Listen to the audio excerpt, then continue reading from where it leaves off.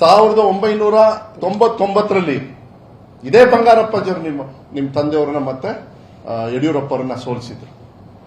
ಇದೇ ಬಂಗಾರಪ್ಪಾಜಿಯವರು ಯಡಿಯೂರಪ್ಪರನ್ನ ಈಶ್ವರಪ್ಪರನ್ನ ಗೆಲ್ಸಿದ್ರು.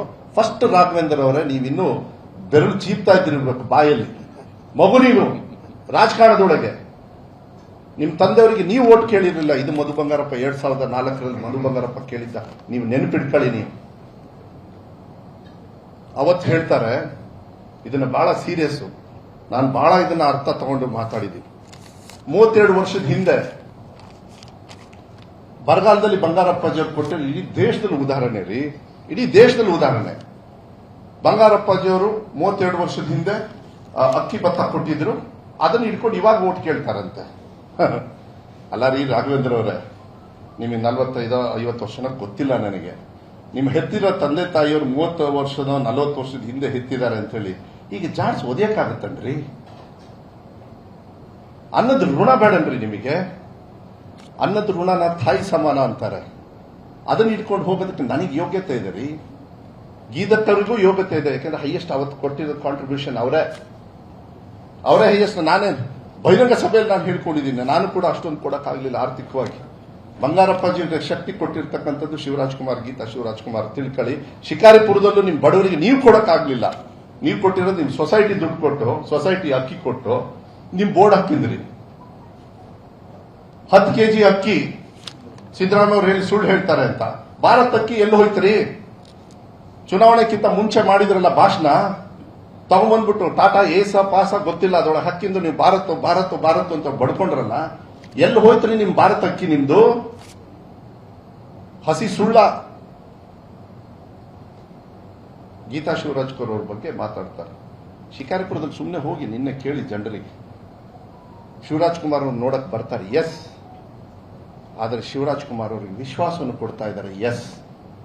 ಇದೇ ಹೆಣ್ಣು ಮಕ್ಕಳು. ಯಾಕೆಂದ್ರೆ 2014ರಲ್ಲಿ ನಾನು ಚುನಾವಣೆ ನೋಡಿದ್ದೀನಿ, 2018ರಲ್ಲಿ ಬೈ ಎಲೆಕ್ಷನ್ ನಾನು ನೋಡಿದ್ದೀನಿ ನಂದೆ, 2019ರಲ್ಲಿ ನನ್ನ ಮೈನ್ ಎಲೆಕ್ಷನ್ ನೋಡಿದ್ದೀನಿ. ವ್ಯತ್ಯಾಸಗಳು ಯಾಕೆ ನಾವು ಸೋತಿದ್ದೀವಿ ಅಂತ ಹೇಳಿ ಬಹಿರಂಗವಾಗಿ ಚರ್ಚೆ ಮಾಡೋದಕ್ಕೆ ನನಗೆ ಬೇಕಾದಷ್ಟು ಕಾರಣಗಳಿದಾವೆ, ನೋ ಪ್ರಾಬ್ಲಮ್. ಬೇಕಾದಷ್ಟು ಕಾರಣಗಳಿದ್ರೂ ಕೂಡ ಈ ಸತಿ ಎಷ್ಟರಲ್ಲಿ ಅಂತ ಹೇಳೋದಿಲ್ಲ. ಗೀತಾ ಶಿವರಾಜ್ ಕುಮಾರ್ ಅತಿ ಹೆಚ್ಚಿನ ಮತದಲ್ಲಿ ಗೆದ್ದು ಈ ಶಿವಮೊಗ್ಗ ಜಿಲ್ಲೆಯ ಧ್ವನಿಯಾಗಿ ಸೇವೆ ಮಾಡಲಿಕ್ಕೆ 15ನೇ ತಾರೀಕು ನಾಮಿನೇಷನ್ನ ಫೈಲ್ ಮಾಡ್ತಾ ಇದ್ದಾರೆ. ನಿಮ್ಮೆಲ್ಲರ ಸಹಕಾರ ಬೇಕು. ಮಾನ್ಯ ಡಿ ಕೆ ಶಿವಕುಮಾರ್ ಅವರ ಅಧ್ಯಕ್ಷರು, ಇಲ್ಲಪ್ಪ ನನ್ನ ಗುರುಗಳು ನನಗೆ ರಾಜಕೀಯದಲ್ಲಿ ಜೀವನ ಕೊಟ್ಟು ಇವತ್ತು ನಾನೇನಾರು ಇಲ್ಲಿವರೆಗೂ ಇದ್ದೀನಿ ಅಂದ್ರೆ ಅವರ ಹೆಚ್ಚು ಆಶೀರ್ವಾದ ನನ್ನ ತಲೆ ಮೇಲೆ ಇರ್ತಕ್ಕಂಥದ್ದು ನನ್ನ ಗುರುಗಳಾಗಿರ್ತಕ್ಕಂಥ ಬಂಗಾರಪ್ಪಾಜಿಯವರ ಮಗಳಿಗೆ ನಾನಿವತ್ತು ಬಿ ಫಾರಂ ಕೊಟ್ಟು, ನಿನಗೆ ಹೆಂಗೆ ಕೊಟ್ಟು ನಾನು ಗೆಲ್ಸ್ಕೊಂಡು ಇವತ್ತು ಮಂತ್ರಿ ಮಾಡಿದ್ದೀನಿ.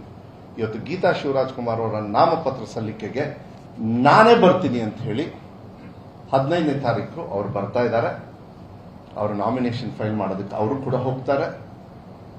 ಎಲ್ಲಾ ಶಾಸಕರು, ಮಾನ್ಯ ಗೋಪಾಲಕೃಷ್ಣ ಅವರು, ಮಾನ್ಯ ಸಂಗಮೇಶ್ವರ್ ಅವರು, ನಾನು, ನಮ್ಮ ಜಿಲ್ಲಾಧ್ಯಕ್ಷರು, ಮಂಜಣ್ಣವರು, ಎಲ್ಲ ವೇದಿಕೆ ಮೇಲಿರೋರು ಎಲ್ಲರೂ ಕೂಡ, ಮತ್ತೆ ನಾಗರಾಜ್ ಗೌಡ್ರು, ಬೈಂದೂರು ಗೋಪಾಲ್ ಪೂಜಾರಿ ಅವರು, ಮತ್ತೆ ಸುಕುಮಾರ್ ಶೆಟ್ಟರು, ಮತ್ತೆ ಎಲ್ಲ ನಮ್ಮ ಸಿಟಿಯಲ್ಲಿ ಇರ್ತಕ್ಕಂಥ ಯೋಗೇಶ್ ಅವರು ಇರ್ಬೋದು, ಶ್ರೀಕಾಂತ್ ಅವರು ಇರ್ಬೋದು, ಕಿಮ್ಮನೆ ರತ್ನಾಕರ್ ಅವರು, ಮಂಜುನಾಥ್ ಅವರು, ಎಲ್ಲರೂ ಕೂಡ ಒಗ್ಗಟ್ಟಾಗಿ ಗೀತಾ ಶಿವರಾಜ್ ಕುಮಾರ್ನ ಗೆಲ್ಲಿಸ್ತಕ್ಕಂಥದ್ದನ್ನ ನಾಮಿನೇಷನ್ನ 15ನೇ ತಾರೀಕು ರಮಣ ಶೆಟ್ಟಿ ಪಾರ್ಕ್ ಇಂದ, ಅವಿರಮ್ಮ ಸರ್ಕಲ್ ಇಂದ, ಗೋಪಿ ಸರ್ಕಲ್ ಇಂದ ಡಿಸಿ ಆಫೀಸ್ ಸರ್ಕಲ್ ವರೆಗೂ ಮಾಡಿ ಅಲ್ಲಿ ಒಂದು ಸಭೆಯನ್ನ ಮಾಡಬೇಕಾದ್ರೆ ಅವ್ರು ಹೋಗಿ ನಾಮಿನೇಷನ್ ಹಾಕಿ ಬಂದು ಸಭೆಯಲ್ಲಿ ಮಾತಾಡಿ ಹೋಗ್ತಕ್ಕಂಥ ವ್ಯವಸ್ಥೆಯನ್ನ ನಾವು ಮಾಡ್ತಾ ಇದ್ದೀವಿ. ಇತಿಹಾಸದಲ್ಲೇ ಜನರ ವಿಶ್ವಾಸದ ಮೇಲೆ ನಾವು ಏನು ನಾಮಿನೇಷನ್ ಹಾಕಬೇಕು ಅಂತ ಹೇಳಿ ತೀರ್ಮಾನ ಮಾಡಿದ್ದೀವಿ. ಇಡೀ ನಮ್ಮ ಜಿಲ್ಲೆಯಲ್ಲಿ ಇರ್ತಕ್ಕಂಥ ಎಲ್ಲ ಕಾಂಗ್ರೆಸ್ ಪಕ್ಷದ ಕಾರ್ಯಕರ್ತರು, ಮುಖಂಡರು, ಮತ್ತೆ ವಿಶೇಷವಾಗಿ ಫಲಾನುಭವಿಗಳು, 2,000 ರೂಪಾಯಿ ಇರ್ಬೋದು, ಯಾರ ಮನೆ ಬೆಳಕಾಗಿದೆ ಆ ಮನೆ ಯಜಮಾನರಿರ್ಬೋದು, ಅವರೆಲ್ಲರೂ ಕೂಡ ನಾವು ಬಂದು ಧ್ವನಿ ಸೇರಿಸ್ತೀವಿ, ನಾವು ಬಂದು ನಿಮ್ಮ ಜೊತೆಗೆ ಹೆಜ್ಜೆ ಹಾಕ್ತೀವಿ ಅಂತ ಇದ್ದಾರೆ. 15ನೇ ತಾರೀಕು ಬೆಳಗ್ಗೆ ನನಗನ್ಸುತ್ತೆ ಅಧ್ಯಕ್ಷರು ಟೈಮಿಂಗ್ ಎಲ್ಲ ಮತ್ತೆ ನಾಳೆ ಇವತ್ತೆಲ್ಲ ಸಾಯಂಕಾಲ ತೀರ್ಮಾನ ಮಾಡಿ ಹೇಳ್ತಾರೆ.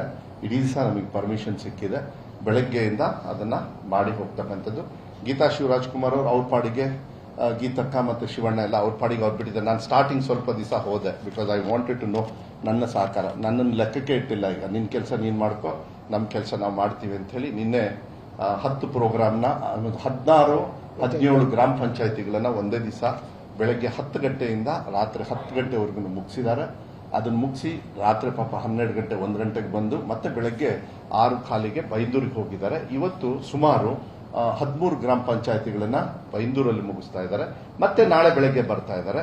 ಇವತ್ತು ನೈಟ್ ಬರ್ತಾರೆ. ನಾಳೆ ಬೆಳಗ್ಗೆ ಗ್ರಾಮಾಂತರ ಭಾಗದಲ್ಲಿ ಸುಮಾರು 3 ಕಡೆಗೆ 5-6 ಗ್ರಾಮ ಪಂಚಾಯತಿಗಳನ್ನ ಮುಗಿಸ್ತಾರೆ. ಮತ್ತೆ ಅದಾದ್ಮೇಲೆ ಮಧ್ಯಾಹ್ನದ ಮೇಲೆ ಸಂಗಮೇಶ್ವರ್ ಅವರು ನನಗೆ ಟೈಮ್ ಬೇಕು, ಇಡೀ ದಿವಸ ಕೇಳಿದ್ರು, ನಾ ಹೇಳಿದೆ ಇಲ್ಲ ಅಣ್ಣ ನೀವೆಲ್ಲ ಇದ್ರಿ ಸ್ವಲ್ಪ ನೋಡ್ಕೊಂಡು ಮಾಡಿ ಅಂತ. ಅವ್ರು 4 ಗಂಟೆಯಿಂದ ಸಾಯಂಕಾಲ 10 ಗಂಟೆವರೆಗೂ ಕೂಡ ಅವ್ರ ಕಾರ್ಯಕ್ರಮಗಳನ್ನ ಆ ಕಡೆಗೆ 3 ಗ್ರಾಮ ಪಂಚಾಯತಿ ಮೂಲಕ ಒಂದೊಂದು ಸಭೆಯನ್ನ ಮಾಡ್ತಾ ಇದ್ದಾರೆ. ಮತ್ತೆ ಅದಾದ್ಮೇಲೆ 14ನೇ ತಾರೀಕು ಶಿವಣ್ಣ ಅವರು ಎಲ್ಲ ಸಿಗಂದೂರು ದೇವಸ್ಥಾನಕ್ಕೆ ಹೋಗಿ ಆಶೀರ್ವಾದವನ್ನು ಪಡೆದು ಸಾಯಂಕಾಲ 6 ಗಂಟೆಗೆ ಬಂಗಾರಧಾಮಕ್ಕೆ ಹೋಗಿ ನಮ್ಮ ತಂದೆ ತಾಯಿಯವರ ಆಶೀರ್ವಾದವನ್ನು ಪಡೆದು 15ನೇ ತಾರೀಕಿಗೆ ಅವರು ನಾಮಪತ್ರ ಸಲ್ಲಿಕೆಯನ್ನ ಎಲ್ಲ ಬಂಗಾರಪ್ಪಾಜಿಯವರು ಕಾಂಗ್ರೆಸ್ ಪಕ್ಷದ ಮುಖಂಡರ ಒಂದು ಆಶೀರ್ವಾದದಿಂದ ಮಾಡ್ತಾರೆ ಅಂತ ಹೇಳಿ ಈ ಸಂದರ್ಭದಲ್ಲಿ ಹೇಳ್ತಾ ಸುಮಾರಷ್ಟು ಬರ್ಕೊಂಡಿದ್ದೀನಿ, ಸುಮಾರಷ್ಟು ಮಾತಾಡಿದ್ರಿಂದ ಹೆಚ್ಚು ಮಾತಾಡೋದು ಬೇಡ ಅಂತ ಹೇಳಿ ನಾನು ಭಾವಿಸ್ತೀನಿ. ಅನುಕ್ಷಣದ ಸುದ್ದಿಗಳಿಗಾಗಿ ವಿಸ್ತಾರ ನ್ಯೂಸ್ ಯೂಟ್ಯೂಬ್ ಚಾನೆಲ್ ಸಬ್ಸ್ಕ್ರೈಬ್ ಮಾಡಿ. ಹೊಸ ಸುದ್ದಿಗಳ ನೋಟಿಫಿಕೇಶನ್ಗಾಗಿ ಬೆಲ್ ಐಕಾನ್ ಕ್ಲಿಕ್ ಮಾಡಿ. ಲೇಟೆಸ್ಟ್ ಅಪ್ಡೇಟ್ಸ್ಗಾಗಿ www.vistaranews.com ವೆಬ್ಸೈಟ್ಗೆ ವಿಸಿಟ್ ಮಾಡಿ. ಅಂಗೈಯಲ್ಲೇ ಜಗತ್ತಿನ ಸುದ್ದಿ ತಿಳಿಯಲು ವಿಸ್ತಾರ ನ್ಯೂಸ್ ಕನ್ನಡ ಆಪ್ ಡೌನ್ಲೋಡ್ ಮಾಡಿ.